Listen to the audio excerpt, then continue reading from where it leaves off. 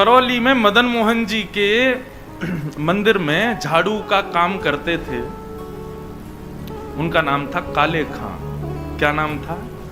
काले खां। काले खां बड़े प्रसिद्ध हैं, मैंने उनका चरित्र पढ़ा भी है, श्री काले खां जी का। काले खां जी के नाम से आज भी मदन मोहन जी की आरती होती है, तो ऐसा होता ही नहीं कि काले खां को प्रणाम नहीं कर दो। देखो कितनी बड़ी बात, हमारे हिंदुओं के इष्ट ठाकुर जी हैं और उनकी आरती होती है, तो आरती में एक विजातीय व्यक्ति का स्मरण किया जाता है, तब आरती संपन्न होती है। श्री मदन मोहन लाल जी तो काले खां जो थे वो झाड़ू का काम करते थे मंदिर में। अपना घर चलाने के लिए उन्होंने ये कार्य स्वीकार किया। परंतु देखो यहां बहुत सारी बातें इसी कथा में सिद्ध हो जाएंगी। ठाकुर जी के प्रति प्रेम होने के लिए हमको हिंदू धर्म में होना, एक भक्त कुल में जन्म लेना, या हमारा एनवायरमेंट भक्ति युक्त होना जरूरी हो, ऐसा नहीं है। रैदास जी कहते हैं सो ही सुहागन प्रिय जाहि रीझ हैं। भक्ति वो ही कर सकता है जिससे ठाकुर जी रीझे हों। इसलिए अपने लिए ताली बजा लेना कि हम लोग कथा सुन रहे हैं, तो इसका मतलब ठाकुर जी हमसे रीझे हैं। आप अपनी इच्छा से सुन ही नहीं सकते, मैं अपनी इच्छा से सुना ही नहीं सकता। यदि मैं बिहारी जी जा रहा हूं, मैं कथा में आ रहा हूं, मैं वृंदावन जा रहा हूं, तो इसका मतलब ये बात निश्चित है कि ठाकुर जी मुझसे प्रीति करते हैं, इसीलिए संभव है। वो नाराज हो जाएं तो हमारी मजाल क्या जो हम अपने बिस्तर से उठ के और कहीं नहा धो करके बिहारी जी भी चले जाएं? नहीं जा सकते। वो अपनी महफिल में हमको दाखिल कर लेते हैं, अपनी आंखों के आगे हमको खड़ा कर लेते हैं, इसका मतलब वो भी हमको देखना चाहते हैं, इसीलिए। तो काले खां एक विजातीय व्यक्ति, हिंदू भी नहीं था, केवल अपने घर को चलाने के लिए झाड़ू का काम करता था मंदिर के पास। इसी बहाने उसको कभी कभी मदन मोहन जी दिख जाते थे। अब देखते देखते झाड़ू लगाते लगाते अब उसकी आदत में आ गया कि अब वो बिना श्याम सुंदर को देखे रह नहीं पाता। रोज मंदिर में जाता, झाड़ू लगाता और पीछे सीढ़ियों पे ही खड़ा हो जाता। अंदर तो जाने की उसको अनुमति नहीं थी। तो वहीं से भीड़ जब इधर उधर होती थी तो बीच में से थोड़ी सी झांकी श्री मदन मोहन जी की उसको दिख जाती थी। मानो उसको ऐसा लगता था उसका हृदय परम शीतल हो गया हो, परम आनंदित हो गया हो। धीरे धीरे भक्ति प्रस्फुटित होने लगी हृदय में। अब तो ये स्थिति हो गई कि मंगला में पहुंच जाता और शयन करा के घर आता था वापस। और इससे परिणाम ये हुआ कि पत्नी जो थी काले खां की वो बड़ी बरसती थी। परिवार के लोग उसको काफिर बोलते थे। बोले बताओ, जन्मा हमारे कुल में, कभी खुदा को तो याद करता नहीं, वहां पत्थर पूजने चला जाता है, इस प्रकार की बातें बोलते। लेकिन उसको किसी से कोई फर्क नहीं पड़ता। वो तो और आनंदित हो गया जब उसकी पत्नी उसके बिल्कुल विपरीत होती चली गई, तो वो तो और खुश हो गया। बोले बढ़िया है, जो बीच में दोपहर में भोजन करने घर जाता था अब उसका भी मन नहीं करता मेरा। क्यों? चिक चिक करेगी, लड़ेगी मुझसे, इससे बढ़िया मंदिर में पड़े रहो। अच्छा एक बात कहें, मैं अपनी कथा में कहा करता हूं, हमारे संबंधी यदि अनुकूल हों तो ये बिहारी जी की कृपा, लेकिन हमारे संबंधी यदि प्रतिकूल हों तो ये समझो बिहारी जी की डबल कृपा है। कथा में 3 प्रकार के लोग आते हैं। पहले इच्छुक, दूसरे आमंत्रित जिनको निमंत्रण आमंत्रण भेजा गया है, और तीसरे जो घर परिवार और संसार से दुखी हैं। 3 प्रकार के लोग कथा में आते हैं। यहाँ हो सकता है एक आध लोग ऐसे बैठे हो कोई घर जाएंगे तो क्या कुछ नहीं, सब लड़ेंगे झगड़ेंगे पीछे पड़े रहे, इससे बड़े कथा में बैठे रहो। तो मंदिर कथाओं में जाने वाले 3 प्रकार के लोग होते हैं, इच्छुक भक्त, आमंत्रित और दुखी दुखियारे बेचारे। तो काले खां को तो और अच्छा लगता, पत्नी बेचारी ऐसी विमुख हो गई कि अब तो वो पूरा दिन ही मंदिर में ही निकालता। लेकिन काले खां की व्यवहार धर्म में एक पीड़ा थी कि उनको कोई संतान नहीं थी। घर परिवार के लोग सब उसको बहुत डांटते थे। बोले अरे तू खुदा को भजा कर, वो तुझको संतान देंगे, वो तेरे को बेटा देंगे, तू किसको भजने चला जाता है? खुदा को पुकारता ही नहीं है, इसीलिए तो तेरे बालक नहीं हो रहा। अब तो रोज की इतनी चिकचिक हो गई कि काले खां एक दिन मंदिर गया, मदन मोहन जी का श्रृंगार दर्शन कर रहा था, दूर खड़े खड़े बोले, हे मदन मोहन लाल जी, मुझे पुत्र की कामना नहीं है, मुझे संतान की कामना नहीं है, पर आपकी भक्ति करने में, आपसे प्रेम करने में बाधा बनती है मेरे परिवार के लोगों की बातें, और वो बातें तभी खत्म होंगी जब मेरे घर एक पुत्र हो जाए। हे नाथ, मुझे पुत्र की कामना नहीं, मेरी कामना तो ये कि सब चुप हो जाएं और मैं आपकी भक्ति करता रहूं, इसके लिए आप मुझे एक पुत्र दे दो। और कृपा ऐसी हुई कि कहां परिवार के लोगों ने जब ज्यादा बोलना प्रारंभ किया, तभी खबर आई कि काले खां की पत्नी जो है वो गर्भवती। पहले तो आधे लोगों के मुंह बंद हो गए। काले खां भी सबको बोल देते, बोले तुम लोग कहते हो खुदा को भजो तभी बालक होगा, दो मेरे मदन मोहन लाल जी ने भेज दी संतान, अब देखना होगी। फिर ये हुई कि अब बेटी हुई तो समझेंगे कि इसके ठाकुर जी ने दी, बेटा हुआ तो समझेंगे हमारे खुदा ने दिया। बोले ऐसा नहीं, ये तो हमारे ठाकुर जी कृपा करेंगे, उन्हीं की कृपा से ही हो रहा है। और काले खां के यहां पर एक पुत्र ने जन्म लिया। जन्म लेते ही महाराज काले खां बड़ा खुश, इसलिए नहीं कि पुत्र हुआ, इसलिए कि अब सबके मुंह बंद हो गए, अब मुझसे कोई कुछ नहीं कहेगा, अब मैं निरंतर मदन मोहन लाल जी का खूब दर्शन किया करूंगा। लेकिन हमारे ठाकुर जी सीधी सीधी जीवन जिए कोई, इससे ठाकुर जी को आनंद नहीं आता। हमें बिहारी जी बड़े चतुर हैं, खुद टेढ़े हैं तो इसलिए भक्तों का भी जीवन टेढ़ा मेढ़ा ही कर देते हैं। ये बात आप सबने अनुभव की होगी। जीवन में अगर 10-15 दिन बड़े खुशी खुशी निकल जाएं तो चिंता और बन जाती है, अब पता नहीं क्या होने वाला है, 10 दिन से कुछ हुआ नहीं है मेरे साथ, निश्चित कुछ तो होगा। अब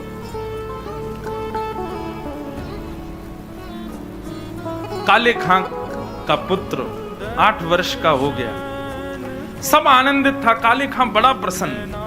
अब तो जन्माष्टमी भी मनाता है, राधाष्टमी भी मनाता है, रामनवमी भी मनाता है, घर वालों को नहीं बताता, बस मंदिर में जाके सब उत्सव होते हैं उसमें आनंद करता है। 8 वर्ष का बालक काले खां का यमुना जी के तट पर, नदी के तट पर कहीं खेल रहा था अपने मित्रों के साथ, और एक सर्प ने उसको डस दिया। सर्प के डसते ही महाराज नीला पड़ गया उसका पुत्र, बेहोश होके गिर गया। बालक दौड़े दौड़े गए काले खां के घर, काले खां तो मंदिर में था, उसकी पत्नी को जाके बताया। पत्नी रोते रोते मंदिर पहुंची, जाकर के बोली जल्दी चलो, हमारे बेटे को सर्प ने डस दिया है, वो नदी के तट पर बेहोश पड़ा है, मैं जा रही हूं उसके पास, तुम जाओ किसी झाड़ फूंक वाले को लेके आओ, हमारा बेटा मर जाएगा। लेकिन काले खां व्यस्त था ठाकुर जी की श्रृंगार आरती में, श्रृंगार आरती हो रही थी। पत्नी इतना बोल करके लौटने लगी, लौट करके उसने पीछे देखा कि आए कि नहीं, तो देखा तो काले खां तो ठाकुर जी को ही देख रहा था। पत्नी जाकर के बरसने लगी, बोले तुमको अभी भी यही दिख रहे हैं? अरे हमारा बेटा मरने वाला है, देरी करोगे, कोई झाड़ फूंक वाला नहीं पहुंचा तो उसकी मृत्यु हो जाएगी। लेकिन काले खां तो अभी भी मदन मोहन जी को ही देख रहे थे। पत्नी ने कहा, यदि मेरे पुत्र को कुछ हो गया ना तो फिर देखना मैं क्या करती, तुम्हें और तुम्हारे इस मदन मोहन को दोनों को देखूंगी मैं। ऐसा कहकर के पत्नी तो चली गई, काले खां वहीं खड़े रहे, नेत्रों से अविरल अश्रुधार बहाने लगे, इसलिए नहीं कि पुत्र को सर्प ने डसा, इसलिए हे मदन मोहन लाल, क्यों आप चैन से नहीं बैठने देते मुझको, क्यों आप चैन से मुझे दर्शन नहीं करने देते? ये सब मुझे पता है आपकी लीलाएं हैं, और ये सब क्यों करते हो ये भी मुझे पता है, मुझे परखने के लिए कि मैं अपनी स्थिति से च्युत तो नहीं हो रहा कहीं। लेकिन मेरा पुत्र दिया आपने था तो बचाओगे भी आप ही, और पुनः कहूंगा इसलिए नहीं कि मेरा पुत्र है, इसलिए कि मैं आपसे दूर ना हो जाऊं, बस मेरे पुत्र को बचाना। संध्या आरती के बाद जैसे ही कपाट बंद हुए, काले खां नदी के तट पर पहुंचा। भीड़ इकट्ठी थी। पत्नी को जैसी पता चला, काले खां बोले आगे ओझा को नहीं लाए, झाड़ फूंक वाले को, बोले वो तो मैं भूल गया। इतना कहना हुआ कि महाराज परिवार के लोगों ने काफिर काफिर कहकर के काले खां को सुनाना प्रारंभ कर दिया। दौड़ करके गए, ओझा को लेकर के आए। जैसे ही ओझा ने आकर के उसकी नब्ज आदि देखी तो कहा ये बालक तो जीवित नहीं है, इसकी तो मृत्यु हो चुकी। सब रोने लगे। काले खां की पत्नी ने अपने पुत्र को गोद में उठाया और ले गई और मदन मोहन जी के द्वार पर जाकर के अपने पुत्र को रख दिया। बोले बहुत कहते थे मदन मोहन लाल जी ने दिया, मदन मोहन लाल जी ने दिया है, तो ये जीवित करके दिखाएं इसको अब। और यदि ये जीवित नहीं हुआ, खुद भी मर जाऊंगी, तुमको भी मार दूंगी और पूरे परिवार को नष्ट कर दूंगी इन्हीं की दहली पर। तब काले खां ने मदन मोहन लाल जी को निहारा और निहार करके कुछ शब्द काले खां ने लिखे हैं, तो थोड़े उर्दू के अल्फाज, लेकिन हैं बहुत सुंदर। इनमें से कई शब्दों के अर्थ तो मुझे भी नहीं पता, उर्दू में है। पर एक बात कहें, भक्त की जब चरमोत्कृष्ट भक्ति हो जाती है ना, तो उसकी भक्ति शब्दों के रूप में निकलने लगती है। जब भक्ति चरम स्थिति में पहुंचती है, कहां मीराबाई ने नहीं गाया, सूरदास ने नहीं गाया, तुलसीदास ने, सबने गाया। एक बात नोट कर लीजिएगा, जिसने पाया उसने गाया, और जिसने नहीं पाया वो गा नहीं पाया कभी।